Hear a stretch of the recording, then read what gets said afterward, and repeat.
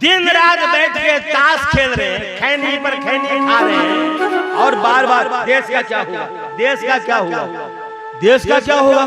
तुम खैनी खा ही रहे हो, अब देश का क्या होने वाला है। जब खैनी खा रहे हो देश सुरक्षित रहेगा, और तुम चिंता करो देश का क्या होगा, देश का क्या होगा, देश का क्या। अरे उसके लिए कर्म करना पड़ता है, उसके लिए कर्तव्य करना पड़ता है। जब आदमी सोच ले कि मेरा क्या होगा और आदमी अपना सुधार कर ले तो देश सुधर जाएगा। गायत्री परिवार वाले कहते हैं ना कि हम सुधरेंगे जग सुधरेगा, और हम बिगड़ेंगे जग बिगड़ेगा। हम सुधरेंगे जग सुधरेगा, हम बिगड़ेंगे जग बिगड़ेगा। तो अपना सुधार आवश्यक है। तो कहते हैं कि भाई जब वो सब लोग मर जाएंगे तो मरने के बाद तब क्या होगा। तब बोलते कुलक्षये प्रणश्यन्ति कुल धर्मा सनातना धर्मे नष्टे कुलम कृष्ण अधर्माभिभवत्यव यद्यप्येतेन पश्यन्ति लोगो भज्येष कुलक्षये कृतं दोषं मित्रद्रोहेषु कथम न ज्ञेयमस्माभिः पापादस्मान् निवर्तितुं कुलक्षये कृतं दोषं प्रपश्यद्भिर्जनार्दनो। और तब भगवान से कहता है कि जब धर्म नष्ट हो जाएगा तो फिर कुल नष्ट हो जाएगा। कुलक्षये प्रणश्यन्ति कुल धर्मा सनातना। तब ये जो सनातन धर्म है, जो बहुत महान धर्म है और जो हमें भाग्य से मिला है, तब ये सनातन धर्म भी बैठ जाएगा। एक घोड़ा है, उस पर बाप बेटा दादा 3 पीढ़ी बैठ जाओ, घोड़ा बैठ जाएगा कि नहीं। पापी लोग बैठ जाएगा तो धर्म भी बैठ जाएगा। तब क्या होगा, बोले स्त्रियां दूषित हो जाएंगी। पुरुष जब सारे मर जाएंगे तो स्त्रियों को पुरुष नहीं मिलेंगे, तो स्त्रियां विह्वल हो जाएंगी, और स्त्रियां अनाप शनाप काम करेंगी तो स्त्रियां दूषित हो जाएंगी। और यदि बचाना है तो स्त्रियों को बचाना है। स्त्री को घर में इसलिए नहीं रखा गया कि स्त्री भाग क्या चीज है, तुम चुपचाप घर में रहो, हम बाहर जाते, इसलिए स्त्री को नहीं रखा गया। स्त्री को घर में इसलिए रखा गया कि गेहूं चावल कपड़ा लत्ता सब बाहर रहता है, और आभूषण जेवर जो है यह रखा जाता है सुरक्षित। स्त्रियों पर ही सृष्टि है। स्त्रियां अच्छी तो बच्चे अच्छे, स्त्रियां धार्मिक तो बच्चे धार्मिक। क्योंकि पहले की स्त्रियों को धर्म के रहस्य का इतना पता चलता था कि जवान होते होते तो माँ ही अपने बेटा को ज्ञानी बना देती थी, गुरुकुल तो बाद में भेजती थी। उनको धर्म का इतना ज्ञान होता था कि अपने बच्चे को तेल लगाते समय ही वो पढ़ना शुरू कर देती हनुमान चालीसा, वो पढ़ना शुरू कर देती थी संकट मोचन स्तोत्र, वो पढ़ना शुरू कर देती थी गजेंद्र मोक्ष, वो पढ़ना शुरू कर देती थी नारायण कवच। ये सब स्त्रियों को याद है, हमारी पत्नी को ये सब याद है। तो अभी तो मेरी पत्नी कुछ भी नहीं है, तमाम स्त्रियां ऐसी होती थी जिनको ये सब चीज कंठ होता था। नहाने के बाद जो पढ़ते घंटा 2 घंटा 3 घंटा संस्कृत में पढ़ती रहती थी, वो बच्चे को जब तेल लगाती थी तो यही श्लोक पढ़ती थी। तभी से बच्चा संस्कारी होता था। तो तेल भी लगा रही है, बच्चे को मजबूत भी कर रही है और संस्कारी भी बना रही है, उसका तन भी ठोस कर रही है, उसकी बुद्धि भी ठोस कर रही है। ऐसी स्त्रियां होती थी।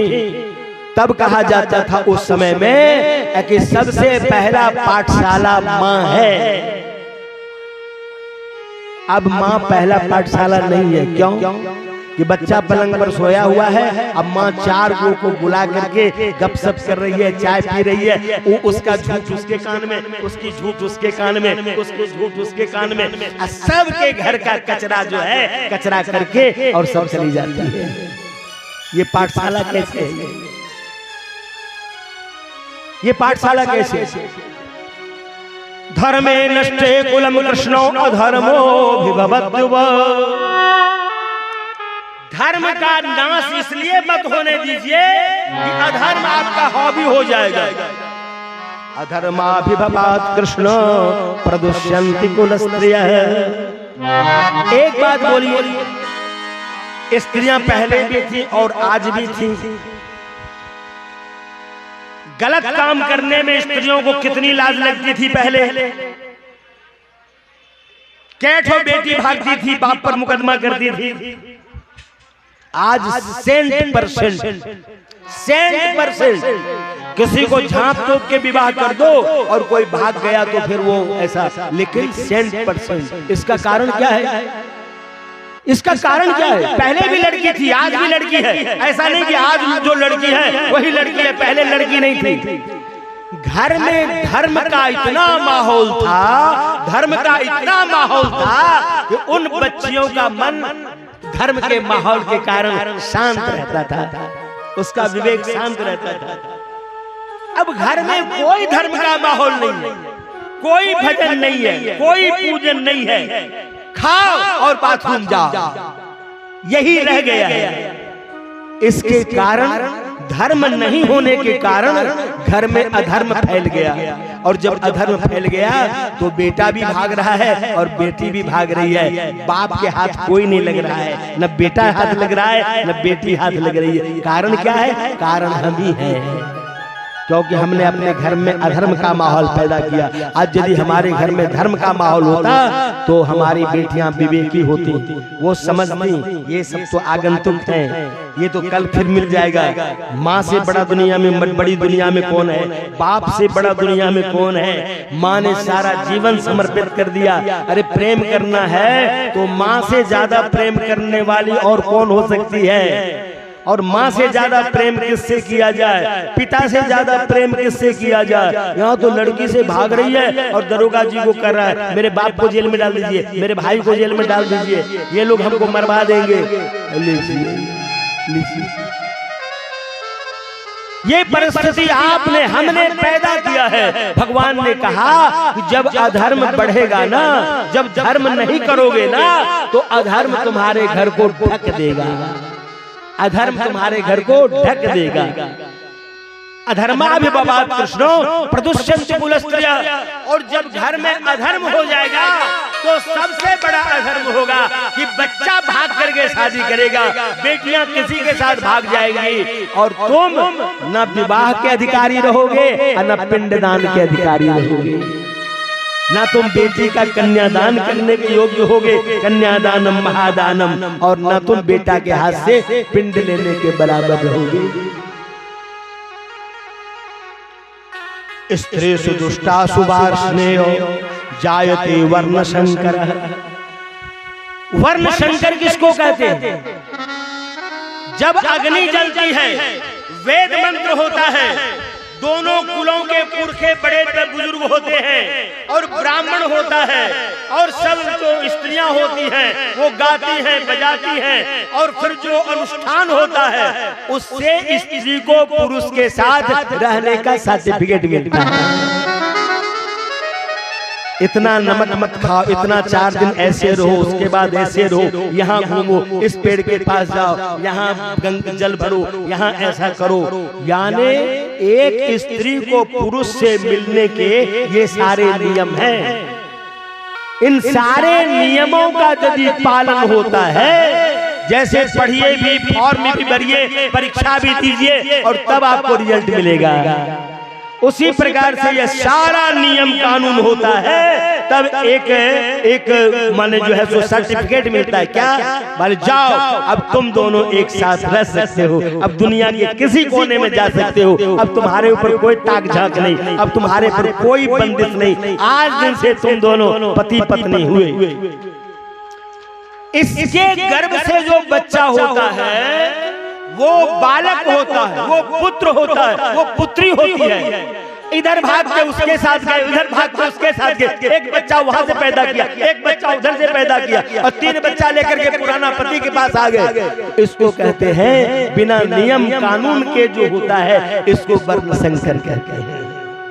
क्योंकि शास्त्र की आज्ञा नहीं है, गुरु की आज्ञा नहीं है, बड़े बुजुर्ग की आज्ञा नहीं है, ब्राह्मणों ने उसको मंत्र नहीं पढ़ा। यह हमारी जो परंपरा है, हमारी जो परंपरा है परंपरा का आदर करना चाहिए। अपना परंपरा जो है ये कुल का बहुत श्रेष्ठ परंपरा है और इसका आदर करना चाहिए।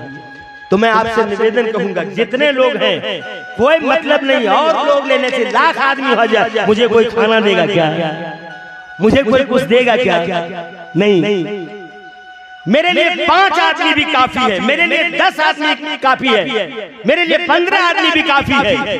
कोई जरूरत नहीं है कि कथा में 1000 आदमी बैठे, लेकिन वो 5 आदमी जो हो वो यहाँ से बात सुने, उस पर चिंतन करे, उस पर मनन करे, उस पर विचार करे, परिवार में जाकर के टॉकिंग करे, पत्नी से कहे कि हम ये सुन करके आए, पति से कहे आज पंडित जी वहाँ पर ये सुना रहे थे, बात तो पते की है, बात तो ठीक है, परंपरा तो हमने तोड़ी है, तो दुख कौन भोग रहा है? भगवान भोग रहे हैं क्या? दुख धर्म अधर्म भोग रहा है क्या? परंपरा हमने तोड़ी है तो हार्ट अटैक भी हम ही को आ रहा है। परंपरा हमने तोड़ी है तो आज टेंशन भी हम ही को हो रहा है, आज दुखी भी हम ही हो रहे हैं। धनाद धर्मः ततः सुखम, धर्म से ही सुख होता है, धर्म नहीं तो सुख नहीं। गोस्वामी जी ने कहा कि सुख चाहे ही मूढ़ न धर्म रता।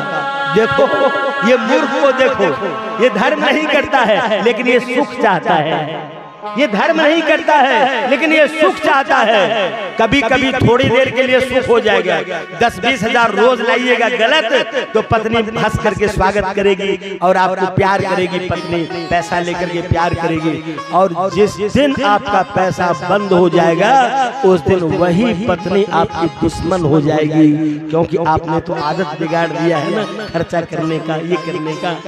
अब आपका नहीं होता, वही पत्नी आपकी दुश्मन हो जाएगी, फिर वही बच्चे आपके दुश्मन हो जाएंगे, फिर पत्नी पति नहीं मानेगी, बच्चे आपको पिता नहीं मानेंगे और तब आप रोएंगे धोएंगे, आपका सर्वस्व नष्ट हो जाएगा। ये क्षणिक सुख के पीछे मत पड़िए। तो कहते हैं कि धर्म से जो सुख मिलता है, सुख चाहे मूढ़ न धर्म रता। बोले दुनिया में सबसे बड़ा मूर्ख कौन है? बोले धर्म नहीं करता है और सुख चाहता है, वही दुनिया में सबसे बड़ा मूर्ख है। प्रेम से बोलते कृष्ण कन्हैया लाल की। एक भजन हमारे सहयोगी